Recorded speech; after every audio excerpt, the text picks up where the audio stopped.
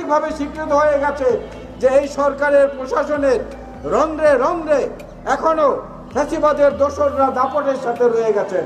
তারা এখনো ভুক্তভোগীদেরকে, মা বোন সন্তান হারিয়ে যাওয়া পরিবারগুলোকে এখনো হুমকি দিচ্ছেন, আইনের দ্বারস্থ হতে বাধা সৃষ্টি করছেন। আমরা সব সময় যে কথাটি বলি এবং জানি, শুধু মনে করিয়ে দেওয়া প্রয়োজন। একটু আগে আজকে সভাপতি বলেছেন বেগম খালেদা জিয়া এবং তার পরিবারের উপর কি পরিমাণ নির্যাতন হয়েছে, এখনো চলছে। সন্তান হারা, বাড়ি হারা, নিজের অসুস্থতা, হাজার মাইল দূরে থাকা আর এক সন্তান, তার পরিবার, সবকিছুর পরেও গণতন্ত্রের প্রশ্নে, জনগণের অধিকারের প্রশ্নে অটল থাকা একটি পরিবার, যেটা একটা অনন্য উদাহরণ গণতন্ত্রের জন্য আমরা বিভিন্ন জায়গায় দেখেছি। আমার বন্ধুরা এখানে বিভিন্ন উদাহরণ তুলে ধরেছেন।